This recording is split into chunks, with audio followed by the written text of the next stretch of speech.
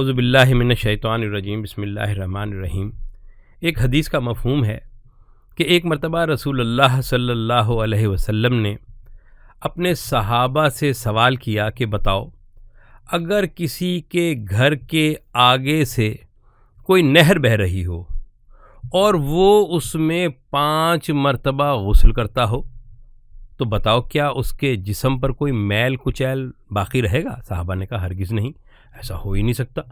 آپ نے فرمایا کہ یہی معاملہ صلاۃ کا ہے، نماز کا ہے، کہ جو 5 مرتبہ صلاۃ ادا کرتا ہے اللہ پاک اس کے تمام گناہوں کا میل کچیل اس سے دور کر دیتے ہیں۔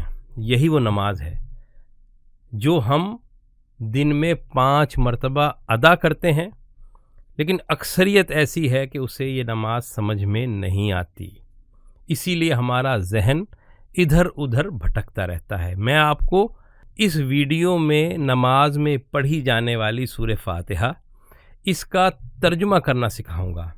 یہ ترجمہ ہے مشترک مفہومی ترجمہ، اور ہم نے اپنی کتاب آسان صلاۃ، اس میں پوری صلاۃ اور اس میں پڑھی جانے والی جو اہم صورتیں ہیں ان کا مشترک مفہومی ترجمہ کرنا سکھایا ہے، بہت آسان طریقے سے۔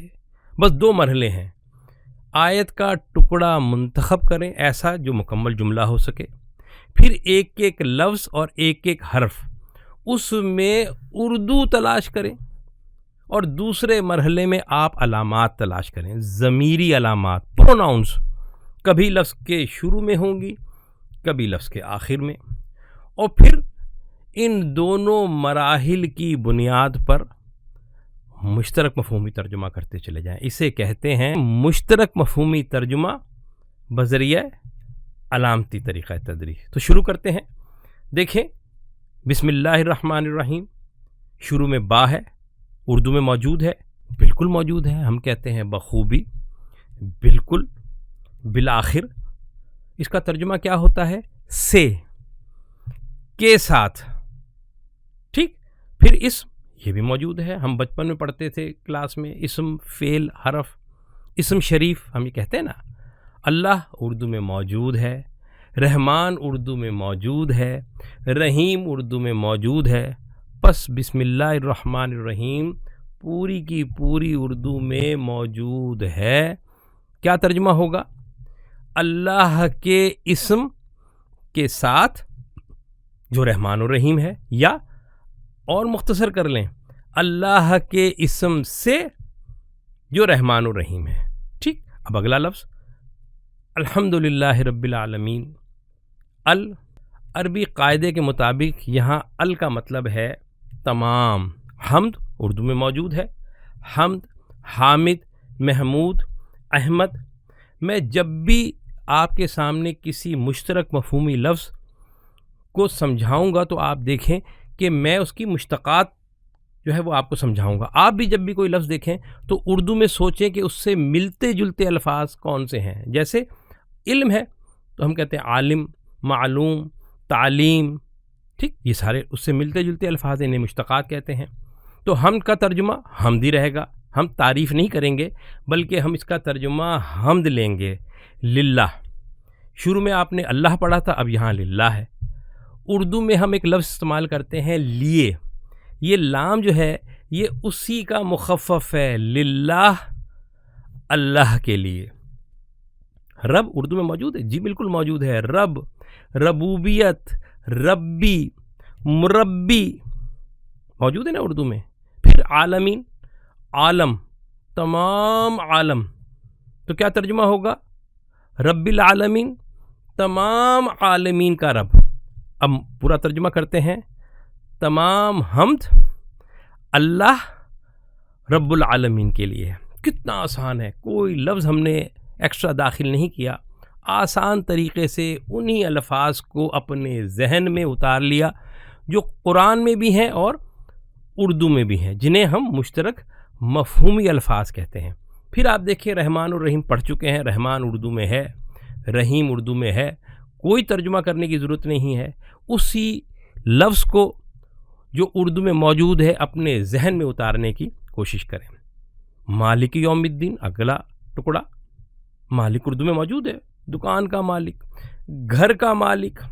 یوم اردو میں موجود ہے، بالکل موجود ہے، یوم آزادی، یوم عاشورہ، یوم پاکستان مناتے ہیں ہم۔ پھر الدین، دینیات، دیندار اردو میں موجود ہے، تو کیا ترجمہ ہوگا؟ مالک ہے کس کا؟ یوم الدین کا۔ یا اس کو مختصر کر لیں تو کیا ترجمہ ہوگا؟ مالک یوم الدین۔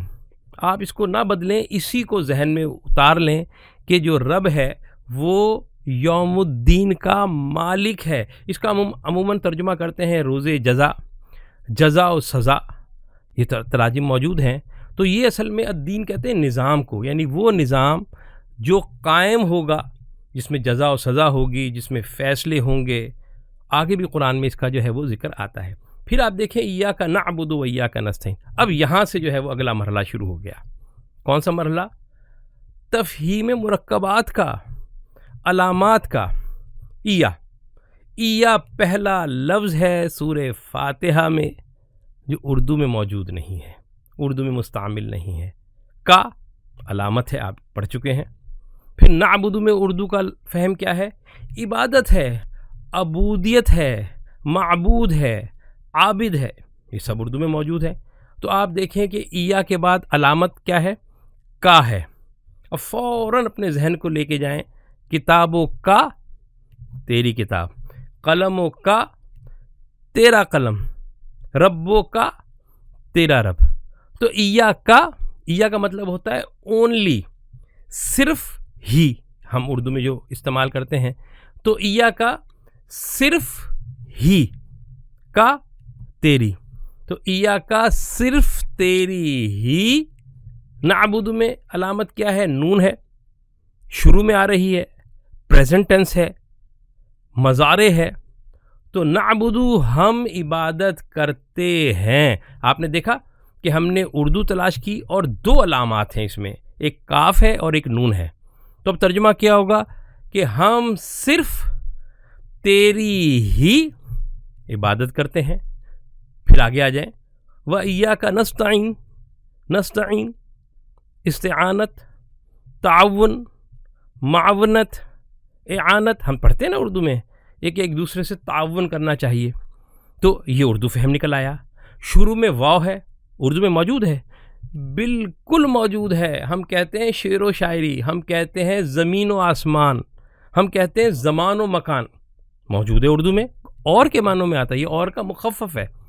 اور ایا صرف، کاف تیری یا تجھی سے۔ دیکھیں اردو میں جو ہے وہ الفاظ جو ہیں وہ تھوڑے سے بدل جاتے ہیں، ہم کہتے ہیں انہیں یا جنہیں، یا تیری یا تجھی سے، یہ سب الفاظ جو ہے وہ سامنے والے کے لیے ہیں، تیرے لیے ہیں۔ تو وَإِيَّاكَ نَسْتَعِينُ، اور صرف تجھی سے اعانت چاہتے ہیں، معاونت چاہتے ہیں، تعاون چاہتے ہیں۔ تو آپ نے دیکھا کس طرح ترجمہ ہوا، اور ہم صرف تجھی سے اعانت چاہتے ہیں۔ پھر اہدنا الصراط المستقیم، اہدنا، اب یہ تھوڑا سا مشکل ہے، شروع میں الف ہے، اس کا ترجمہ ہم پڑھتے آئے ہیں میرا، ادخلو میں داخل ہوتا ہوں، انظرو میں نظر کرتا ہوں۔ تو یہ جو الف ہے یہ عموماً جو ہے وہ میں کے معنوں میں بھی آتا ہے، لیکن اکثر یہ الف جو ہے شروع کا یہ حکم کے معنوں میں آتا ہے، دعا کے معنوں میں آتا ہے، درخواست کے معنوں میں آتا ہے، اگر آخر میں کیا ہو؟ ساکن ہو۔ تو اہدنا آخر میں کیا ہے؟ نون الف نا، تو اہدے، تو ہدایت دے، اے اللہ تو ہدایت دے، کسے؟ ہمیں۔ تو اہدنا، تو ہمیں ہدایت دے، کس کی؟ صراط مستقیم کی۔ صراط مستقیم، مستقیم کیا ہے؟ اقامت ہے، قائم ہے، مقیم ہے، قیامت ہے، یہ سارے الفاظ موجود ہیں۔ بیلنس کہتے ہیں، معتدل، متوازن، اس کا یہ فہم ہے۔ تو اب ترجمہ کیا ہوگا؟ تو ہمیں صراط مستقیم کی ہدایت دے۔ کتنا آسان ہے۔ پھر آپ دیکھیں صراط الذین، اب الذین آ گیا، یہ دوسرا حرف ہے جو اردو میں موجود نہیں ہے. یعنی جتنا ہم نے اب تک ترجمہ کیا اس میں پہلا حرف تھا یا اور دوسرا حرف ہے الذین. یہ ہمیں یاد کرنا پڑے گا, یہ ہمیں ذہن میں بٹھانا پڑے گا. ہر دوسری زبان جو ہم سمجھنے کی کوشش کرتے ہیں اس میں ایک بڑی تعداد میں الفاظ و حروف ایسے ہوتے ہیں جو ہمیں رٹنے پڑتے ہیں. عربی میں تو 85% الفاظ و حروف اردو میں موجود ہیں. تو ان لوگوں کے صراط کی انعمت علیہم. انعمت میں دیکھیں انعام, نعمت, منعم اردو میں موجود ہے. پھر آپ دیکھیں کہ اس انعمت کے آخر میں علامت کیا ہے؟ تے زبر تا ہے. ہم نے کیا پڑھا تھا کہ اگر کسی لفظ کے آخر میں علامت تے زبر تا ہو تو اس کا ترجمہ ہوگا تو دخلتا, تو داخل ہوا. آخر میں ہے تو یہ پاسٹ ٹینس ہے. پھر نظرتا, تو نے نظر کی. انعمتا, تو نے انعام کیا, تو نے نعمت دی. ٹھیک ہے نا, تو یہ اردو میں موجود ہے نعمت. پھر اگلا لفظ دیکھیں علیہم. اب اس کے آخر میں علامت آ رہی ہے ہم اور لفظ آ رہا ہے علا. یہ علا اردو میں موجود ہے؟ سوچیں. ہاں, ہم کہتے ہیں علی الاعلان, پھر ہم کہتے ہیں علیحدہ, یعنی علی حد ہی, علیحدہ یعنی اس کی حد پر. یہ پر کا فہم رکھتا ہے. اور ہم یا ہم اس کا مطلب ہوتا ہے ان کے یا جن کے. جیسے ہم کہتے ہیں کتابہ, اس کی کتاب, کتابہا اس مؤنث کی کتاب, اور کتابہم ان کی کتاب, قلمہم ان کا قلم, ربہم ان کا رب. تو علیہم ان پر یا جن پر, یعنی یہ دونوں الفاظ اردو میں استعمال ہوتے ہیں. کہیں یہ ان ہوگا اور کہیں جن ہوگا. تو کیا ترجمہ ہوگا؟ جن پر تو نے انعام کیا. کتنا آسان ہو گیا. پھر آپ دیکھیں کہ غیر المغضوب علیہم, غیر ایک اپنا ہوتا ہے اور ایک کیا ہوتا ہے؟ غیر ہوتا ہے. مغضوب تلاش کریں اردو فہم, غضب وہ غضب ناک ہے. پھر علیہم دوبارہ آ گیا علا پر, اور ہم کیا ہے؟ ان پر, جن پر. تو اب غیر کا میں نے کیا بتایا تھا؟ ما سوا. کیا بتایا تھا؟